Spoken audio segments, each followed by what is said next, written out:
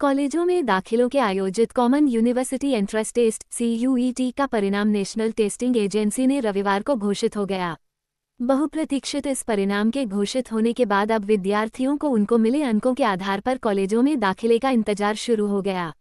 इसको लेकर आने वाले 1-2 दिन में कॉलेज भी अपनी प्रक्रिया को शुरू कर देंगे। जम्मू कश्मीर में 50,000 के करीब 12वीं पास कर चुके विद्यार्थियों ने कॉलेजों में दाखिला के लिए CUET की परीक्षा दी थी।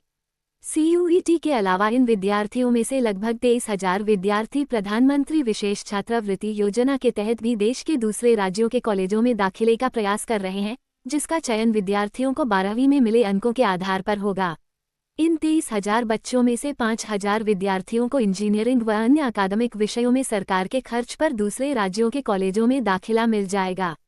उधर CUET का परिणाम घोषित होने के बाद अब उन विद्यार्थियों के लिए आखिरी विकल्प जम्मू कश्मीर के कॉलेजों की ओर से लिए जा रहे non-CUET आवेदन बचे हैं, जिसके लिए विद्यार्थी सोमवार 29 जुलाई देर रात 12 बजे तक आवेदन कर सकते हैं। Jammu Kashmir board of professional entrance examination ने MSc नर्सिंग कोर्स 2024 में दाखिला के लिए प्रोविजनल मेरिट लिस्ट जारी कर दी है। साथ ही परिणाम घोषित कर दिया है। MSc नर्सिंग कोर्स में दाखिला के लिए जम्मू और श्रीनगर में 14 जुलाई को एंट्रेंस टेस्ट आयोजित किया गया था। बोर्ड को जारी की गई उत्तर कुंजी में गलत प्रश्नों के संबंध में एक आपत्ति मिली थी। बोर्ड ने उस पर गौर करने के बाद विशेषज्ञों की राय ली और यह पाया कि उत्तर कुंजी में 2 उत्तर गलत लिखे गए थे।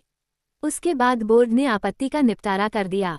बोर्ड MSc नर्सिंग कोर्स में दाखिला के लिए काउंसलिंग के शेड्यूल को जल्द ही जारी करेगा। उम्मीदवारों से कहा गया है कि वो वेबसाइट पर संपर्क में रहे।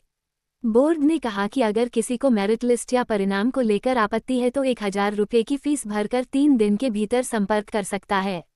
उसके बाद किसी भी दावे पर विचार नहीं किया जाएगा।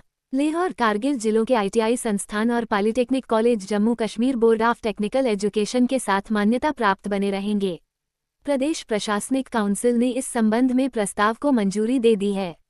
उपराज्यपाल मनोज सिन्हा की अध्यक्षता में हुई प्रशासनिक काउंसिल की बैठक में उनके सलाहकार राजीव राय भटनागर, मुख्य सचिव अटल डुल्लू और उपराज्यपाल के प्रमुख सचिव मनदीप कुमार भंडारी शामिल हुए। लद्दाख प्रदेश प्रशासन ने लद्दाख के विद्यार्थियों के हितों के लिए जम्मू कश्मीर प्रशासन से आग्रह किया था, जिसे जम्मू कश्मीर प्रशासन ने मान लिया है।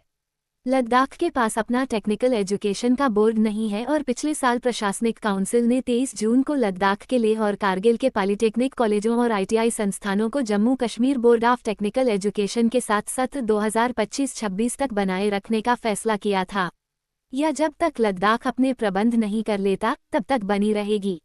इस फैसले से लद्दाख के पॉलिटेक्निक कॉलेजों और ITI संस्थानों में परीक्षाएं समय पर हो पाएंगी। बताते चले कि साल 2019 में जम्मू कश्मीर का विभाजन हुआ था और जम्मू कश्मीर व लद्दाख अलग अलग केंद्र शासित प्रदेश बने थे। लद्दाख का अपना टेक्निकल एजुकेशन बोर्ड नहीं है। इस कारण जम्मू कश्मीर के टेक्निकल एजुकेशन बोर्ड पर लेह व कारगिल के ITI संस्थान और पॉलिटेक्निक कॉलेज निर्भर हैं। जम्मू कश्मीर के उच्च शिक्षा विभाग ने non-CUET दाखिला के लिए 16 जुलाई से ऑनलाइन आवेदन लेने शुरू किए थे, जिनमें विद्यार्थियों को उनके 12वीं में मिले अंकों के आधार पर दाखिला दिया जाएगा। non-CUET के लिए कॉलेज 31 जुलाई तक दस्तावेजों की जांच करेंगे और उसके बाद 3 अगस्त को मेरिट के आधार पर सूची जारी करेंगे। इसके बाद चयनित विद्यार्थियों को 4 अगस्त को कॉलेज में दस्तावेजों सहित आमंत्रित कर कॉलेज उन्हें दाखिला देंगे। जम्मू कश्मीर में 64 कॉलेज ऐसे हैं जिन्हें पहले ही non-CUET सरकार ने घोषित कर दिया था। संभावना है कि इन कॉलेजों में अधिकतर विद्यार्थियों को दाखिला मिल जाएगा।